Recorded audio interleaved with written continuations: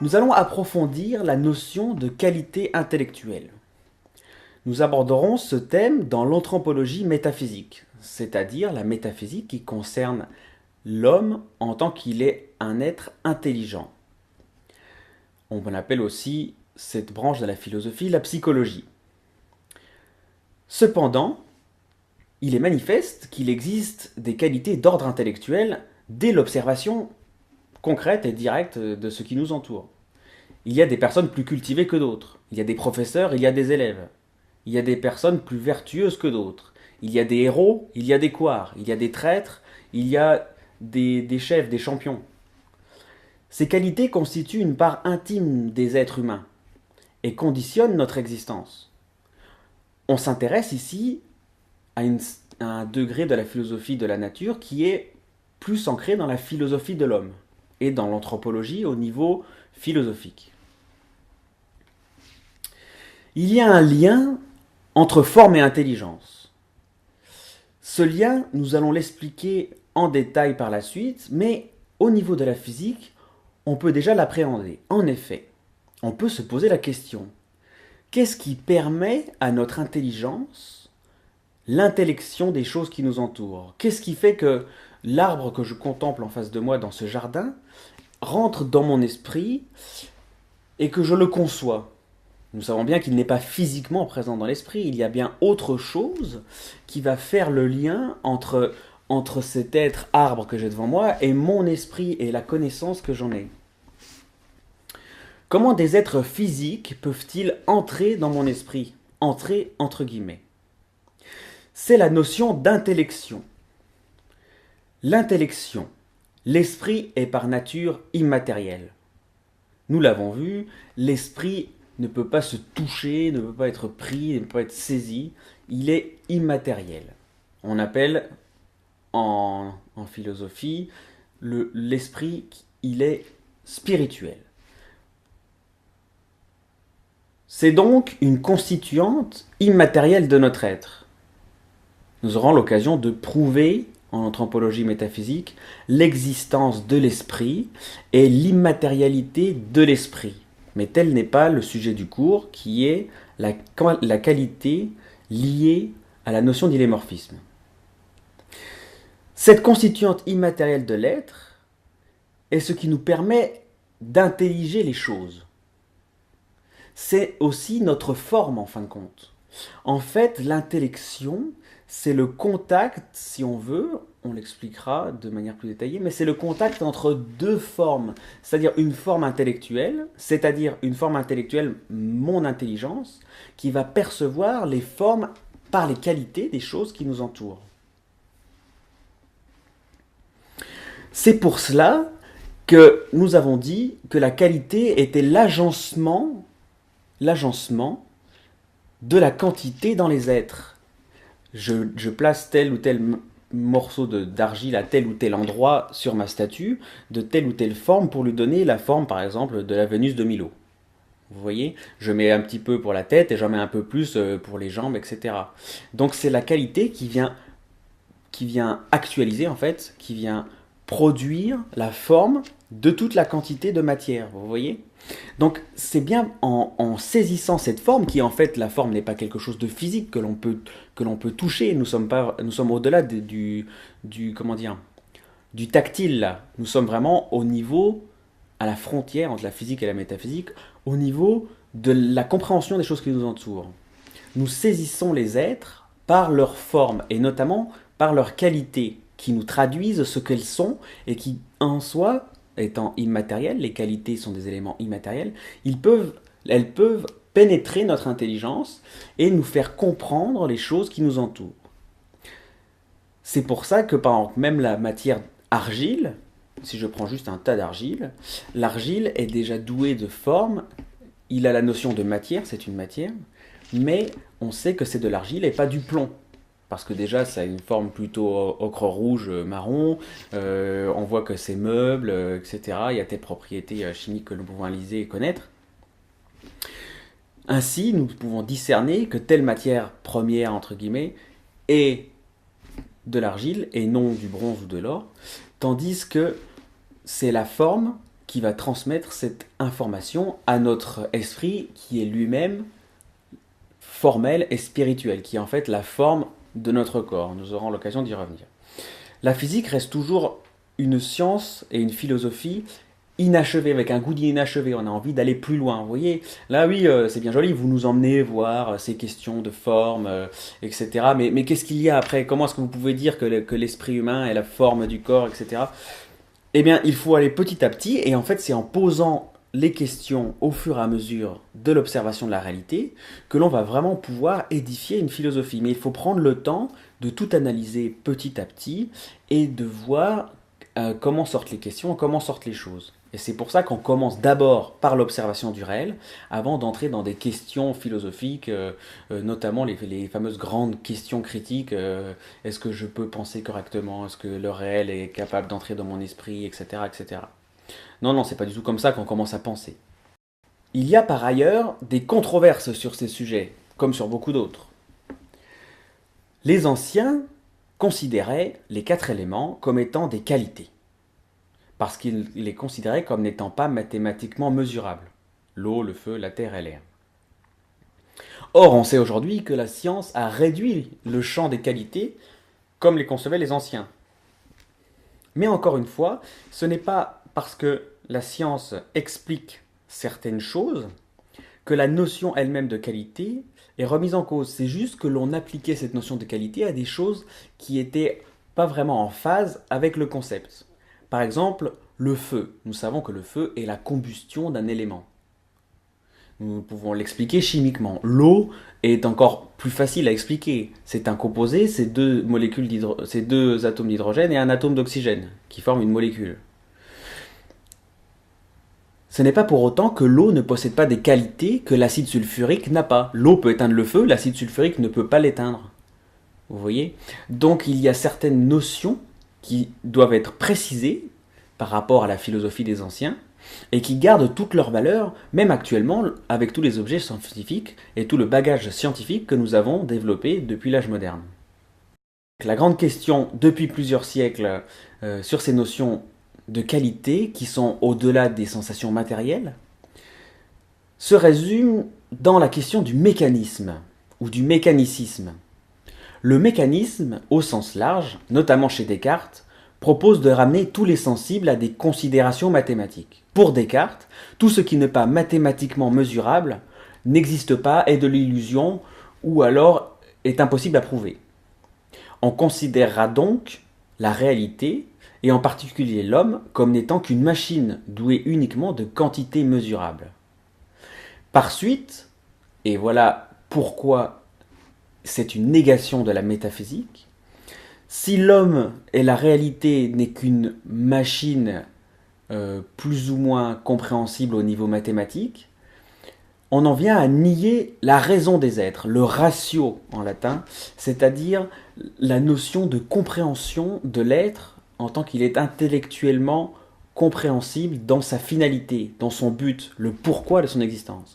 Le mécanicisme qui ne considère que les quantités mesurables, qui nie en fin de compte les qualités mesurables mais au niveau de la raison, par exemple en noblesse de vertu, en noblesse de courage, etc. Le mécanicisme qui ne considère donc que le côté matériel et quantitatif des êtres ne nie la possibilité de comprendre le pourquoi des êtres. Parce que pour lui, il n'y a qu'une observation mécanique de la réalité qui ne nous informe pas du tout sur les finalités. Ce qui est pourtant contradictoire, puisque quand on va observer une machine, on peut tout de suite comprendre à quoi elle sert et quelle est sa raison d'être. Je ne verrai pas pourquoi, en observant la machine humaine, on ne pourrait pas aller au-delà de notions simplement mesurables. Lorsqu'on voit un être humain qui dort et à côté de lui un être humain qui est décédé, un cadavre, il y a bien une différence observable par les sens. L'un respire, ses organes fonctionnent, etc. Le cadavre à côté est dans la même position, ils sont tous les deux allongés. Mais pourtant, il ne bouge pas, il y a bien une différence de quantité dans par exemple, la température du corps, dans les éléments électromagnétiques que l'on peut déceler dans le cerveau, etc. Mais il y a aussi une différence de qualité. L'un est vivant et l'autre est mort. Et on ne peut pas nier cela de manière scientifique. On ne peut pas nier scientifiquement les questions que pose la vie. Il faut que la science dépasse le mécanisme. Et aujourd'hui, on peut penser qu'on est quand même dans un au-delà du mécanisme et qu'il y a une certaine remise en question de cette notion purement machine de l'homme, où on va essayer d'aller plus loin et étudier les compétences de l'esprit et les capacités intellectuelles et en fin de compte les qualités. Et je ne parle pas que de la psychologie qui a été la mise au rencard dans le petit coffre Edmund Freud a raison, tous les autres ont tort, de ce qu'on pouvait essayer de tirer de l'anthropologie métaphysique et de la qualité. Nous pouvons remettre en cause le mécanisme grâce à une seule question. Tout simplement, est-ce la bonne question ? Par exemple, on mesure une certaine activité dans le cerveau correspondant à une activité de l'esprit.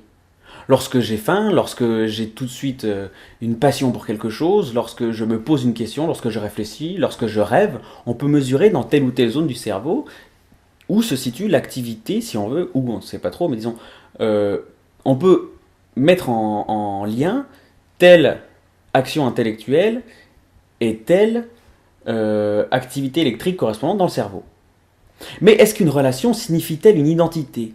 Est-ce que ce rêve que j'ai fait où je suis dans mon jardin en train de manger une glace, par exemple, hein, je dis une bêtise comme ça, est-ce que ce rêve est vraiment l'effet de cet électromagnétisme qu'on a pu voir sur l'ordinateur chez le médecin? Ce n'est pas du tout cela la question. La question c'est, mais est-ce qu'on peut établir rationnellement une relation entre cet effet et cette soi-disant cause, ou est-ce que c'est cette soi-disant cause et ce soi-disant effet? Non, c'est pas parce qu'on voit deux éléments, un rêve et une activité électrique dans le cerveau, que les deux sont forcément liés, même si par l'expérience empirique, là nous sommes en plein empirisme, il semble que ce soit lié. Ce n'est pas parce que c'est lié que c'est cause l'un de l'autre. Et ce n'est pas parce que le rêve est lié à une activité électrique dans le cerveau que ce rêve est cette activité électrique, comme on voudrait nous le faire croire. Et c'est encore descendre l'homme au niveau mécanique. Donc tant qu'on n'aura pas prouvé que cette relation est également une identité, et il n'y a que la philosophie qui peut essayer d'en débattre, on n'aura rien prouvé du tout, et le mécaniciste et le scientiste et le scientifique matérialiste n'aura rien prouvé, sinon qu'il y a une relation entre un élément électromagnétique dans le cerveau et certaines activités de ce qu'on appelle l'esprit. Les conditions d'apparition d'un phénomène ne nous renseignent jamais sur la nature de ce phénomène. Et encore, il faudrait connaître toutes les conditions d'apparition. Lorsque je rêve d'une glace dans mon jardin, j'ai la mémoire qui est mise en activité. J'ai la mémoire qui est mise en activité, j'ai également la notion d'ego, la notion d'être, j'ai toutes sortes de notions qui sont mises en activité alors que je dors, alors que mon corps est endormi, et qui sont des notions bien plus ancrées, des qualités, des connaissances, qui sont des qualités en fin de compte, des connaissances dans mon esprit qui sont mises en activité, et ce n'est pas cela qui fait que j'ai telle activité électromagnétique au moment du rêve dans le cerveau. Vous voyez, il y a de grandes questions bien plus profondes, au-delà de ce qu'on pourrait nous montrer à la télévision dans des reportages qui sont tout sauf scientifiques et bourrés d'images de synthèse pour vous montrer les choses. En fait, on ne vous montre rien, ce sont des dessins animés et de la poésie. La science physico-chimique ne peut que mesurer un aspect quantitatif. L'aspect qualitatif échappe par nature à son domaine. En fait, la question est là. On a déplacé le socle d'activité de la science physico-chimique. La blouse blanche, elle s'occupe de mesurer qu'elle ne vienne pas empiéter dans le domaine de la philosophie sur les qualités, sur les choses qu'elle ne peut pas concevoir d'une manière rationnelle pour elle, puisqu'elle ne peut pas les mesurer. Il faut que la science exerce son art dans le mesurable et qu'elle laisse à la philosophie l'art de comprendre les qualités des choses qui ne sont pas matériellement mesurable. Ou alors c'est condamner la philosophie à n'être qu'une explication plus ou moins poétique de la science, comme le pensent certains penseurs d'ailleurs, et c'est nier les capacités de l'homme à être autre chose qu'une simple machine. Et on peut se demander jusqu'où peut aller une telle conception de l'homme en tant qu'une pure machine. Il y a une valeur objective de la qualité. La qualité est liée à la notion de finalité. La question de la finalité, intimement liée à celle de la forme et de la qualité, rend inintelligible une conception mécaniste de la réalité. En effet, c'est par la qualité qu'on peut comprendre la finalité des choses. C'est parce qu'une boule de papier est ronde qu'on comprend qu'elle est faite pour rouler. Donc c'est bien la qualité rondeur, plus ou moins bien faite d'ailleurs, si elle est bien ronde, elle va bien rouler, si elle est plus ou moins cabossée, elle va plutôt rebondir et pas aller très loin. Donc il y a une notion de qualité et de forme qui vont nous renseigner sur la finalité. Si on nie tout cela et qu'on va simplement mesurer, et pour cela il faudra avoir l'a priori de ne pas concevoir ce qu'est la rondeur, donc c'est là où on voit, entre guillemets, jusqu'où va la conception scientiste et mécaniste du monde. Si je ne considère les choses que du point de vue mesurable, j'ai moi-même plein d'a priori, et dès que je vois une boule, je sais qu'elle est faite pour rouler, et que ça va rouler. Et pourtant, je ne l'ai pas forcément mesuré, donc il y a d'autres choses qui rentrent en compte, des connaissances, entre guillemets, empiriques, qui sont en fait des connaissances par la forme des êtres, et qui sont imprégnées dans un élément immatériel en moi qui est l'esprit. Voyez. Donc le scientifique devrait se remettre en question sur la propre connaissance et sur son propre mode de pensée. Est-il vraiment matérialiste? Ou va-t-il concevoir les choses à partir de certains, entre guillemets, a priori, à partir d'une conception de la réalité, en fait naturelle, par la forme, par la qualité des choses? La finalité est inhérente à la forme, et c'est ce que nous verrons en métaphysique. Et c'est un élément fondamental de notre conception du réel. À quoi ça sert de poser la question pourquoi, le pourquoi des choses? Pourquoi veut-on connaître le pourquoi des choses si on va nier cette question en niant les qualités? On ne comprend vraiment une chose que lorsqu'on en connaît le but et la fin.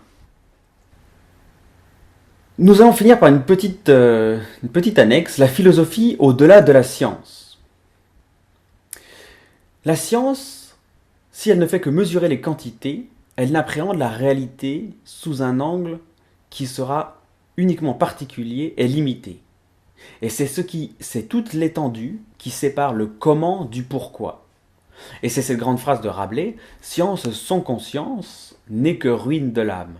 Il faut ajouter quelque chose à la science. Le scientifique matérialiste qui quantifie la matière devrait, s'il était logique avec lui-même, devrait concevoir qu'il y a un au-delà de la quantité mesurable, qu'il y a quelque chose de plus, qu'il y a un élément qualitatif dans l'existence. Par exemple, le scientifique qui va observer ne serait-ce que l'activité des fourmis, l'activité d'une fourmilière, il va concevoir que la reine envoie des ondes pour discuter, entre guillemets, discuter avec les autres fourmis, et leur donner des ordres, qu'il y a des éléments qui reviennent toujours, notamment la façon de transmettre telle ou telle information sur l'emplacement de telle nourriture, de telle chose pour construire la fourmilière, etc.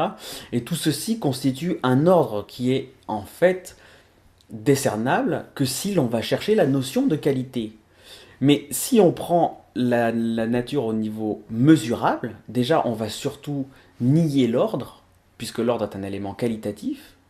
On va voir que les individus fourmillent, et on va essayer de comprendre à peu près ce qui les lie les unes aux autres.